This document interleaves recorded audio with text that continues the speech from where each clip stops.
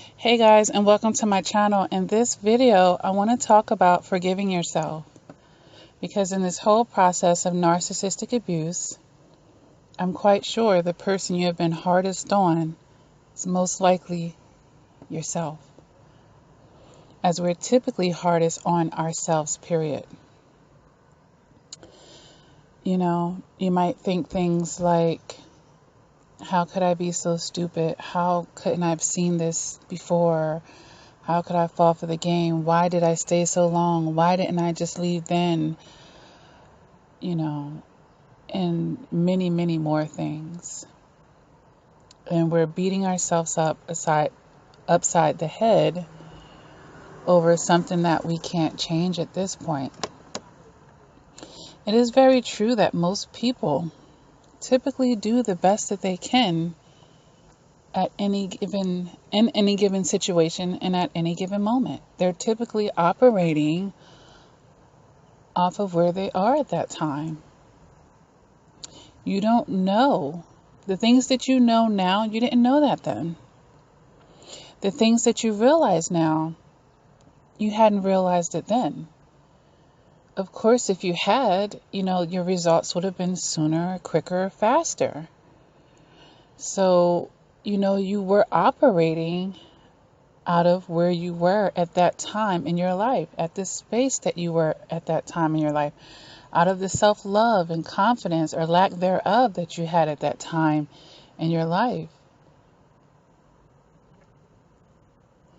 We're not born per se knowing everything. We're not. We're here to live and learn.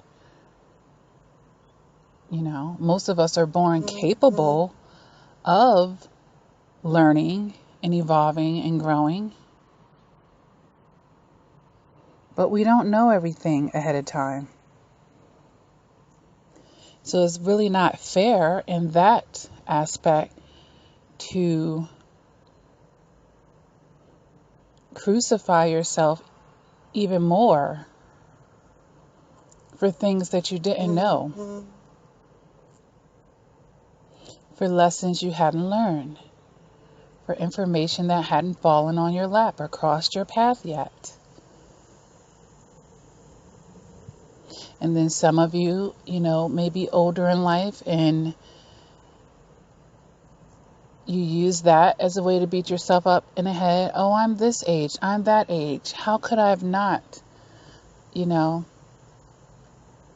We're learning until the day we take our last breath.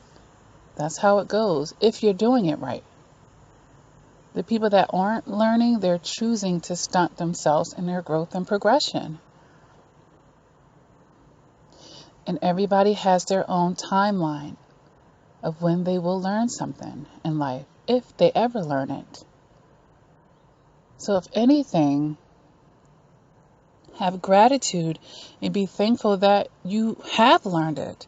Because there's a lot of old, quote unquote, old fools out here who refuse to take their lessons in life, and they keep repeating these cycles, even beyond narcissistic abuse.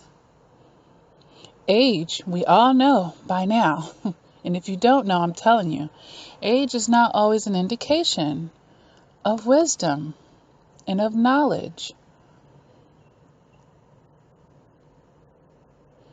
And just because you are older doesn't mean that you've learned everything that you need to learn about life. Like I said, we are learning and growing until we take our last breath, if we're doing it right. Why is that? Because none of us are perfect. The day that we have a perfect human being that just knows everything, they're basically a god at that point. But that would be when we don't need to be learning and growing any further. None of us get to that finish line. None of us.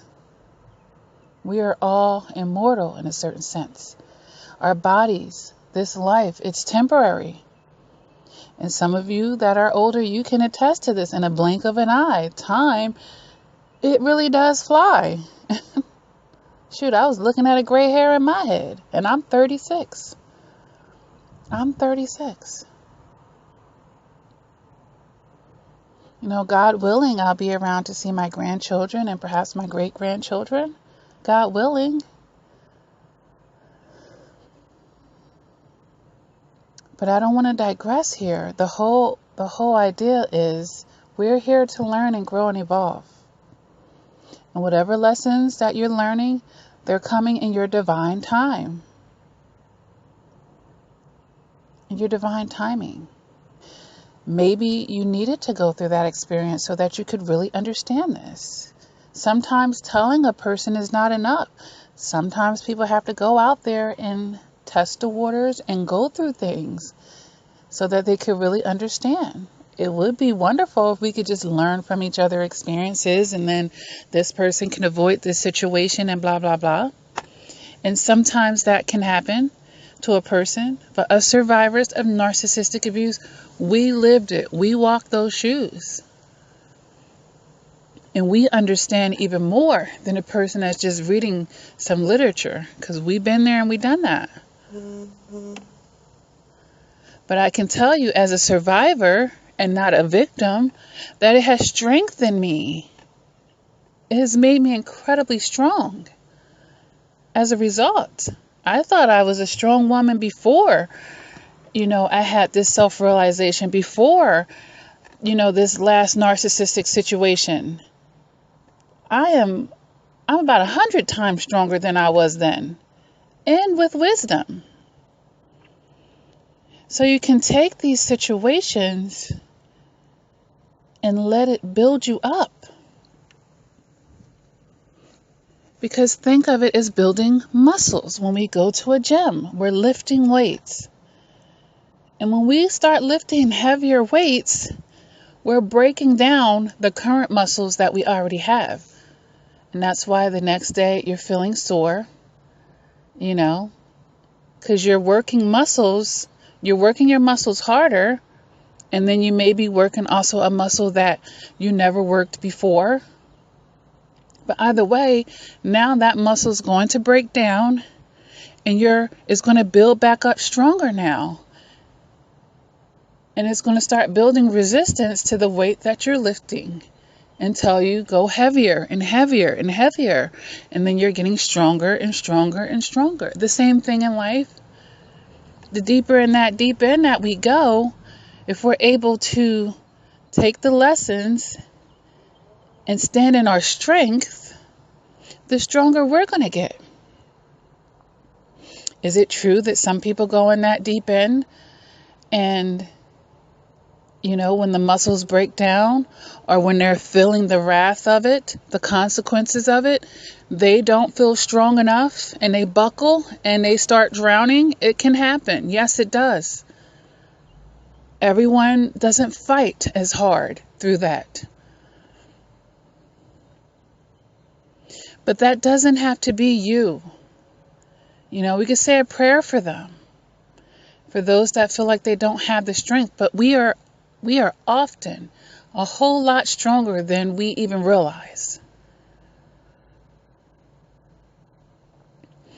But it's going to be hard for you to move past this situation if you haven't forgiven yourself. And that's going to be a process. It's going to be a process. Because when we're forgiving a situation, we have to make our peace with it. We have to find a way to make our peace with it. And how do we do that? The number one way we're going to do it is through acceptance. That means getting real with what happened and what didn't happen. Getting real with what we wanted it to be versus what it actually was. Getting real with who was actually invested in that relationship and who actually wasn't and never will be. So we have to get real with ourselves and have a certain kind of acceptance to that. Where you are just looking at it crystal clear and accepting it. And be okay with what you cannot change at this point. Accepting it says, okay, this happened. I'm not going to be in denial about it. I'm not going to rewrite it in a way that it wasn't. I'm going to just, okay, it happened. Yes, that happened to me. Yes, that person was involved in it. Yes, that was my abuser. All these things took place. Yes, it initially put me in a weak state. Yes, I had some shadow work to do.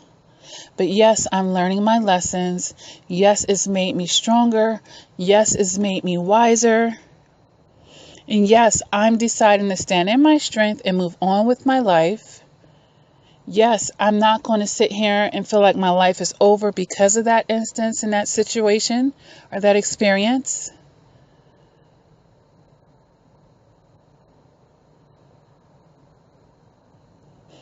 Because value did come out of it. Even in the midst of all that hurt, in the midst of all that pain, did value come out of it? Yes, it did for me. You found out about what a narcissist was, didn't you? And chances are this has sent you on another path of discovery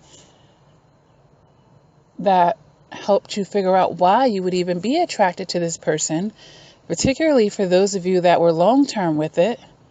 What was it inside of you that made you attracted to this type of person and made you stick around? And that's the shadow work. That's the shadow work. But I have to admit, forgiving myself wasn't easy.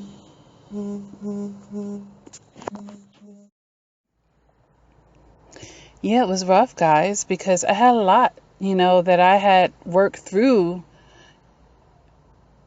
in my experiences with narcissistic abuse. And I actually worked through those things. And because we had procreated, I tried to take my feelings out of the situation about the horrible things that had happened to me and my repercussions so that this person, could try to be a father to his children. But he had the same temperament, the same disregard, and talking into the verbal abuse was still present, the lack of respect, and that was a trigger.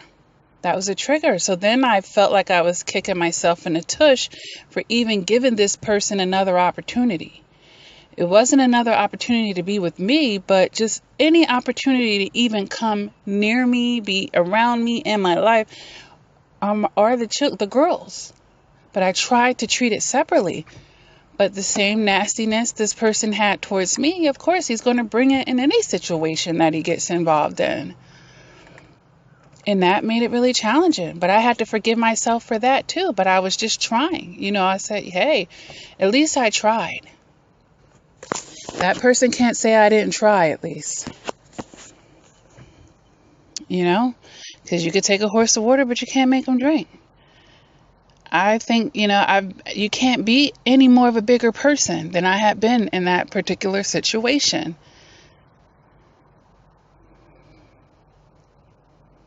So, but there comes a point where you just have to wash your hands and you've forgiven yourself, and I've forgiven that situation. It is what it is at this point.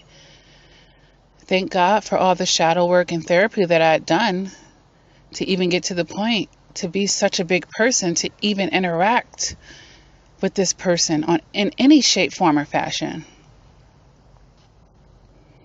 But I've had to forgive myself, Was it wrong? No. At least I gave it that try, because I was doing that for my daughters, to give them a fighting chance to see if there was anything salvageable for them. I tried that, and it failed.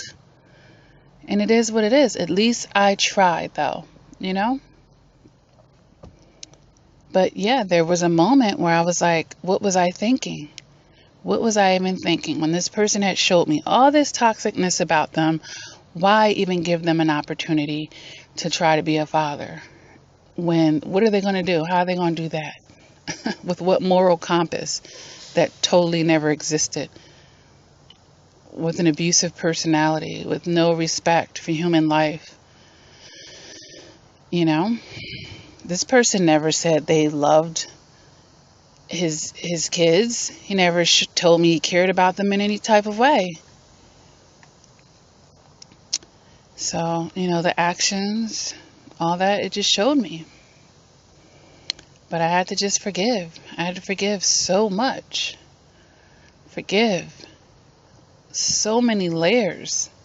So many layers. So I understand those layers. I had to forgive myself for feeling like I put my daughters in a position to even have a father like that. I'm sorry. I am so sorry that I didn't do better in making sure that you had a better experience with having a father. You deserve a much better father than what you got. Just like I deserved some different things. But they're even more innocent than me because they didn't ask to be here. So, sometimes those layers of forgiveness, it just goes so deep when you're thinking of the whole picture. But yes, I had to forgive myself for even giving them that type of father. Like, I'm sorry, sweetie. I'm sorry. But I'm going to make sure that you make a better decision in your life and that your kids will have that better chance. And I've met wonderful men since then. And they it's really interesting. And they have issues with the women they had children with, and they just want to love their kids and be there for their kids. I'm like, does this woman know how hard it could be? That she could have gotten with a narcissist? She could have gotten with a narcissist. And she actually has a man that wants to uphold his fatherly duties, and she's putting him through the ringer. Very interesting. Some people don't know how good they got it. And as I'm listening to him just wanting so bad, and he is, they are being the fathers and whatnot, but wanting to do even more and all this stuff. And then I think about my situation, it feels bad. It's like, wow, like, I want my daughters to have that, But you never know what God has in store. And I've said this in other videos, The things that you feel so sorrowful over, God might have a bigger plan for that. He might have a better replacement, obviously. Because a father figure doesn't have to be the biological father. And I've said that in my co-parenting videos. It doesn't have to be. Sometimes God knows that that's just going to be a sperm donor. He knew it. But he still allowed that life to be created for his own will and purposes.